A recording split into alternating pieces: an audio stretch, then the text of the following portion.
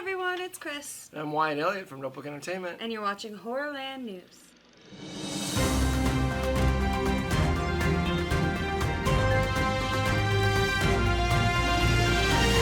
Alright, so this week, coming up on Notebook TV, on Friday, we're going to finally debut our new show, Pop Culture News. May have a different title by then, don't know. Again, we're not in control of anything here. Yeah. We've been really busy with our other channel for this past weekend and making our own horror shorts. Yeah, It was my birthday on Friday. Go me. Yep. And so for my birthday, we shot my horror script. It's called Captured. It'll be coming to you. We'll feature it. Yeah. once it's ready. There you go. We can't wait to share it with you. Yeah, I'm excited. It was a lot of fun to shoot. Mm-hmm. Also coming up in August, we're going to try and get through the rest of the Scream Slasher Advocates. And then we're going to try and premiere a new series called Water Cooler Office Talk. And it's basically where I just talk about The Office. Different from gossip to conspiracy theories to plot holes. All right, so let's move on to TV Roundup. No TV and no beer make Homer something. All right, so TV Roundup, we're going to start with American Horror Story. We don't have anything to report on the show exactly. But some fan accounts have decided that they're going to go on strike until Ryan Murphy releases details of season 11, just anything about season 11. Their argument is that they're tired of doing all of this promo work for him, basically. I don't know if you remember last year, but we got no official news about season 10 until like a month before it came out. Yeah, I do remember that. Fans are basically tired of Ryan Murphy and FX saying, hey, we don't need to. We've got this built-in audience that's going to promote for us, and then not give them any, So I'm going to go ahead and read the exact letter that they wrote. Dear Ryan Murphy, television, and FX networks. As is natural for any long-running TV series, the AHS fan base has shrunken significantly over time. In the show's early years, it made perfect sense to capitalize off the ever-theorizing fans to drive up engagement and create hype about the forthcoming season. However, this radio-silent approach no longer works. Die-hard fans are fewer and further between than ever before. The overwhelming volume of TV in the current landscape has made interest in this legacy franchise harder to generate and sustain than it was in the past. Even what is leaked thus far about AHS Season 11 has failed to stir excitement in a fandom that embraces the fact that the heyday of AHS is behind us. Stop! Had the few surface details we have so far come from Ryan Murphy himself, been published in the trades, or even been shared through the show's official social media channels, it might have been a different story. The reach of those formal promotional avenues is far greater than any other. Unfortunately, the work of keeping the show relevant and talked about seems to have fallen squarely on the shoulders of the undying, loyal news accounts this year. We are the show's cheerleaders who play an important, if voluntary, role in the promotional ecosystem. We spend months on end, year-round, thanklessly maintaining enthusiasm for the show. And we're tired. We understand your prioritization of the currently airing spin-off, your desire to keep some surprises for us, and reluctance to announce anything prematurely in fear that it may change later, a la 2020's AHS 10 cast announcement. But with all due respect, we cannot spin straw into gold. We struggle to attract a wider viewing audience to this show we are devoted to when there is no news to draw them in with. As the fandom has become disengaged and partly jaded because of last season, which we acknowledge was the byproduct of earnest creative experimenting and an unprecedented global pandemic, the tidbits we've scraped together have failed to entice them. Even the surprising details and castings are met with indifference on account of the lack of context or official confirmation accompanying them. And when formal announcements of these things do come, if last year is any indication, months down the line and at the last possible second, the fandom shrugs them off in frustration. Before we are news accounts, we are fans, and we speak for the fandom in saying that we've grown bored of having to excite ourselves. As a result, effective August 1st, we will not be posting about American Horror Story Season 11 or about American Horror Stories Season 2 until such a time comes that the Mothership series receives an official overdue acknowledgement of its existence. This can come in the form of a logo reveal, a premiere date, a title announcement, a casting confirmation, plot details, the launch of a sweepstakes website, key art, or some other substantive form of promotion. We feel like our beloved show has been forgotten about. It's clear that you believe in the power of silence. The most respectful manner we can express our feelings in is to reciprocate that belief. Kind regards, the AHS news accounts. And then it lists all the different news accounts that are going to go silent as of today. Oh, wow. Do you remember what they're talking about season 10 or what? I think there was some casting news. I vaguely remember.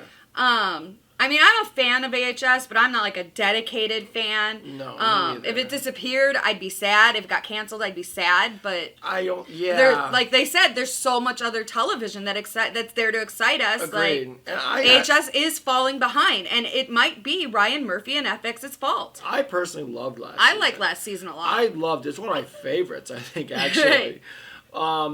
I will acknowledge it was very different, though. Yes. You know, with the two-story structure. I get their point completely. What they're saying is, look, it's on us to generate all this stuff, but how are we supposed to generate excitement for your show when you're not giving us anything to excite people with? Right. Look at Marvel. They release stuff here and there, and then there's rumors that you can talk about. And that was the fun. That used to be the fun of AHS, is he would release all these little promos and all these little teasers, and we would have months in the fandom to sit there and guess and figure out what all these little clues are. And that was part of the fun of the show. It really was. Yeah. And I've noticed in past few seasons that's gone away. That Ryan Murphy and FX aren't doing that as much. That it is the fan accounts that are kind of interacting with fans. It does feel like FX promotes their newer shows, and like for instance, what we do in the shadows is all the time promoted months before it comes out and everything. And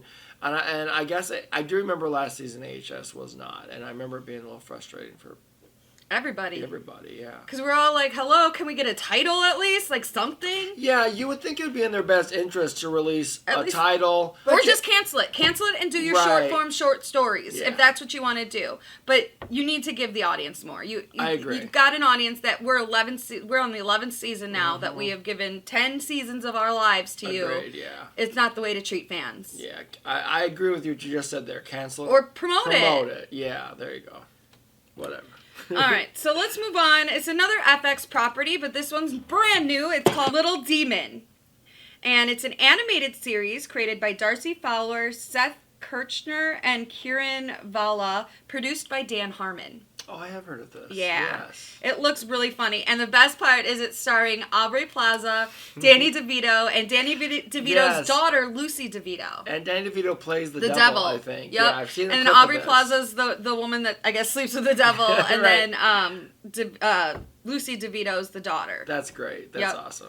So, 13 years after being impregnated by the devil, a reluctant mother and her Antichrist daughter attempt to live an ordinary life in Delaware, but are constantly thwarted by monstrous forces, including Satan, who yearns for custody of his daughter's soul. I mean, that's kind of a funny concept, actually. I'm down for that. I'm going to watch at least the first episode. Yeah, and like, Dan Harmon, Rick and Morty, Community, I'm down for this. This is going to be really fun. And Danny DeVito's involved? I'm all about Aubrey. I love me some Danny DeVito, but Aubrey Plaza's my spirit animal. This is going to be interesting. I definitely watch it. It'll premiere August 25th on Hulu. All right, so that's it for TV. Let's move on to our trailer part.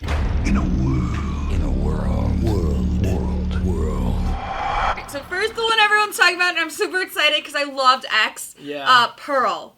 And we're getting it this year, it looks like, according to the trailer. Well, they secretly filmed it while they were filming X. That's true. So there's right. Not like they had to film a whole new movie, Again, directed by Ty West, starring Mia Goth, and it's in theaters September 16th. And if you saw X at the very end, after the credits, there was like a mini trailer for Pearl that was good. This one goes in a little more detail. A lot more detail, yeah. And no more though. Don't release not another one until the movie comes out. So, I'm there. I loved X, you guys. X was phenomenal. It was so good. X was absolutely. It's still creating buzz because some of the horror community is still just now seeing it, and I'm seeing reviews pop up of people talking about it, and they're like, "Oh my god, this was amazing!" I'm like, "Yup, welcome to the party, welcome to the party, pal." So yeah, A24. I think they're gonna have another good one on their hands here.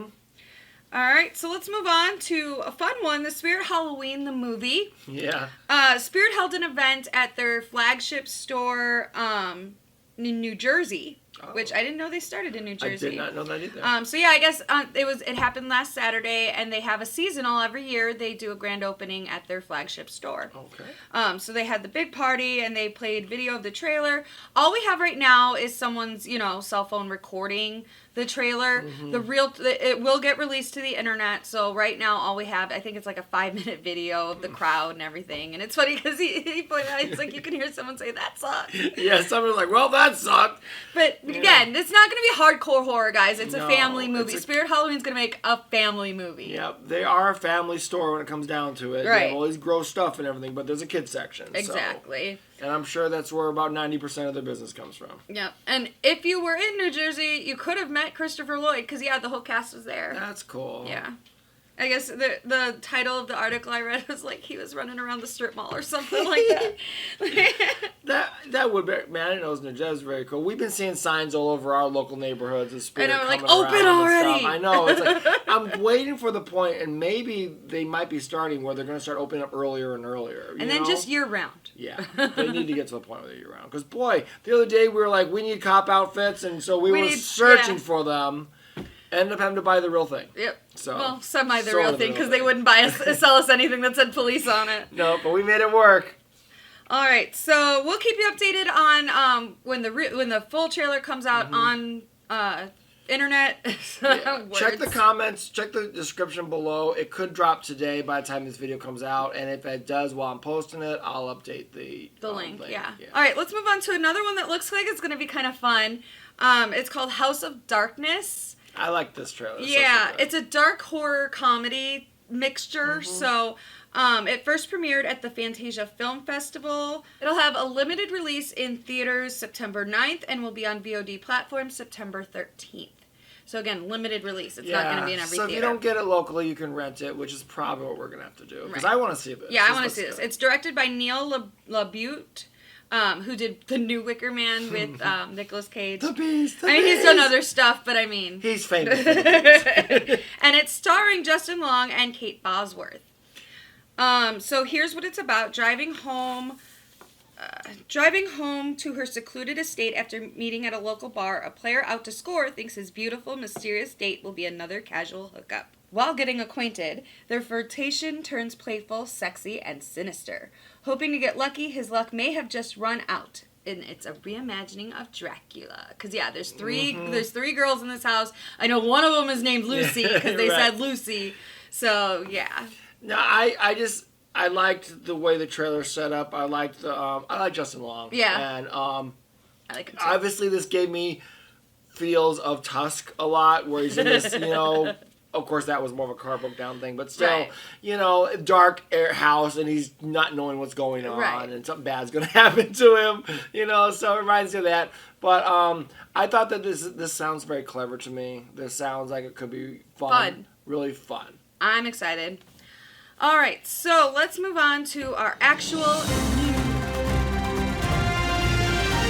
So Studio 71 is back with VHS 99. Yes, yep. I did read about that. It's coming to Shudder October 20th. It will feature renowned genre filmmakers Maggie Levin, who did Into the Dark, My Valentine, Johannes Roberts, who did the Resident Evil Welcome to Raccoon City. All right, we'll see. We'll see. Flying Lotus, who did Kuso. That might be a foreign film. Yeah. Tyler McIntyre, who did Tragedy Girls, and Joseph and Vanessa Winter, who did Deadstream. So VHS 99 harkens back to the final punk rock analog days of VHS while taking one giant leap forward into the hellish new millennium. In VHS 99, a thirsty teenager's home video leads to a series of horrifying revelations. Maybe after this, they'll just have to call it DVD. But, DVD. But... DVD 001. 2001. That could be cool. All right, so producer Josh Goldblum said, quote, "The last year of the 90s was a perfect playground for us. DVDs surpassed VHS, Blair Witch took the world by storm, and Y2K fears created a sense of apocalyptic dread.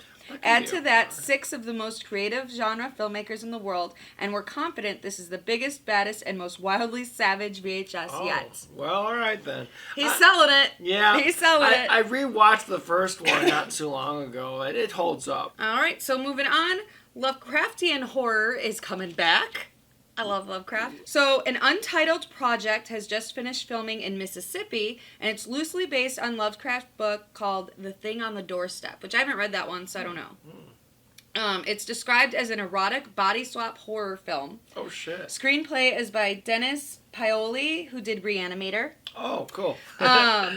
And it's directed by Joe Lynch, who did Wrong Turn 2, which is, I not love the Wrong bad. Turn 2. That one's okay. I like Yeah, Wrong Turn I'm 2. okay with that one. And more recently, he did Mayhem, which was the one with Stephen I like Yeun that. and That was good. Samara Weaving. Okay, I liked that. That Yeah. was good.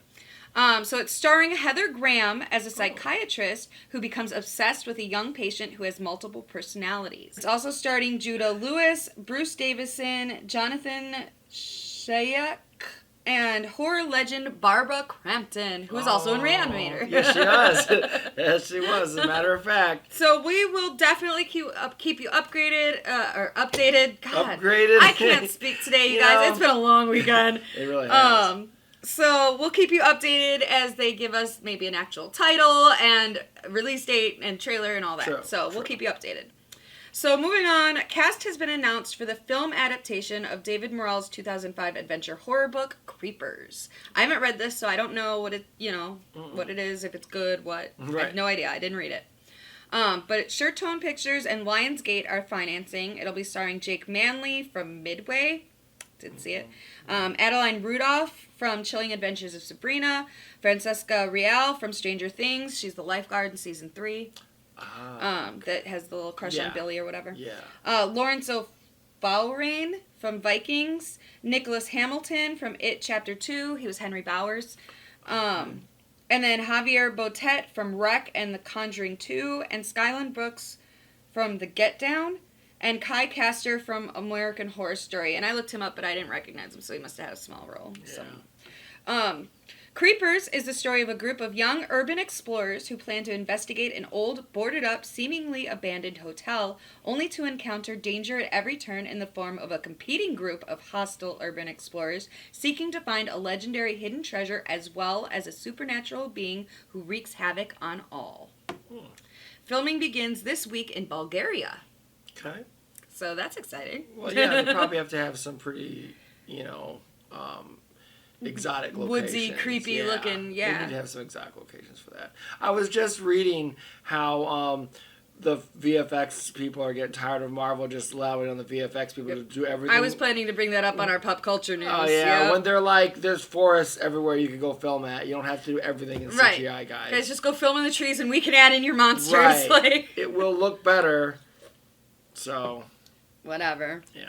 But yeah, we'll definitely get into We'll Marvel and the visual effects people on Friday because there's a lot to say there, and I've got some thoughts that are anti-Marvel in this case. So that's it for news. Let's move on to our indie film spotlight. Yay. My advice to young filmmakers, make a movie every week.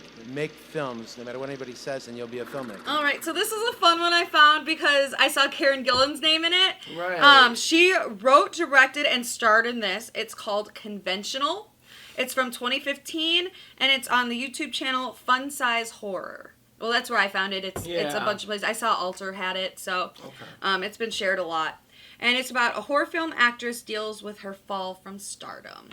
It was fun. I liked it. This hit a little bit because we used to have booths go to at cons, and we had booths at cons and all that kind of stuff. And we relate to the person after person and explain the same story over and over and over again to a degree, not to the extent these people have it. But so I felt like, not that we've known people in this situation, but we've obviously have probably met them at cons. Right.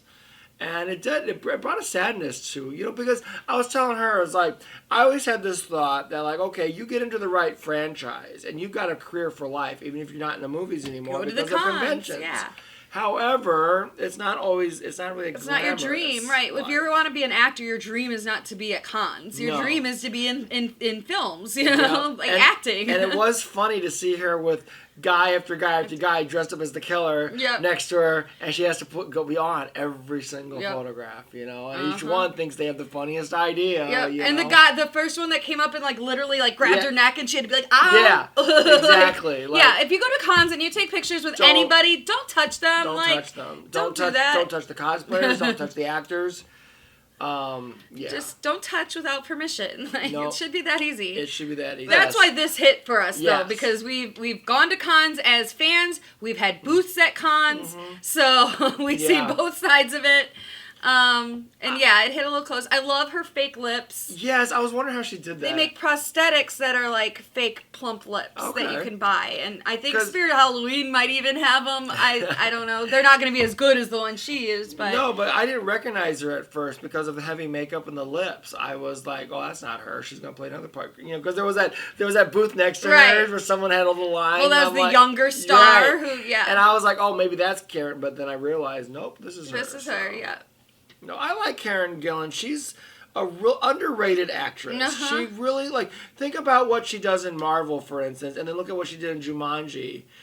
If I wasn't told that was the same girl, I wouldn't even. Now, forget about the makeup. I'm talking about the way she acts, the way that she presents herself, everything. She was amazing You know? in Doctor Who. Yeah, I don't think I ever saw any for Doctor Who. Well, she was with Matt Smith, so you Oh, stopped then watching I before have you got not. to Matt Okay, Smith. I have not seen that then. But yeah, so I would like to, but no, she's definitely a very underrated actress. that I Yep, she think should be deserves getting more. way more work, I think. Agreed. But then again, she's locked into Marvel, having to play Nebula. So, Well, that's true, but but- other Marvel actors are out doing other Oh yeah, stuff. no, so she could, and she does. I know she's got a movie. I just coming feel like out. she should be like a giant megastar. I agreed. I think that she should be a household name, and you know, although She's I getting there. I have heard of rumors of Marvel doing a Nebula Disney Plus series. So I would watch. I love Nebula. I do. I love Nebula. She's like Loki to me. Like, yeah, it's just that. No, she's awesome. Yeah, she's they're bad, but it's kind of fun to like them. But when you know her backstory, like she is the way she is for a good damn reason. Mhm. And she's come a long way since then, even. Yeah. Like, So yeah, I think that great character development for Nebula. Yeah, absolutely. All right, so. Oh, I guess that's it. Yep, that's all we've got. Yeah, we don't want to spoil the ending of the movie. No, I'm not going to spoil the ending, but I do love the way that it ends, Yes. and the final thank you right before it cuts to black is amazing. It's really good, yeah. And she wrote it too, so kudos to her. Yeah, wrote it, directed, and starred in it. She's Yeah. a triple threat. Exactly. And it was made in 2015, 15. you said? Well, that's when it came out. I don't know That's when it was when it meant, came out. but So it was probably made around the same time she was getting into Marvel. yeah, because Yeah. I was trying to figure out. I was like, well, this is definitely after she was on Doctor Who, so she's already Right. had some name recognition. Yeah, because Guardians was 14, so probably filmed it in 12 or 13. Yeah. So yeah. All right. Well, I guess that's our show for today. I'm going to shut up now. I'll let you guys get on with your day. Alrighty, have a good night, goodbye. Is Alec Windsor roaming tonight? Are you too serious? Hi. Oh my god, what's happening? Store's trying to kill us! And for 1 hour on the anniversary of their death, they can possess things or people. The girlfriend is a little scary. Seriously?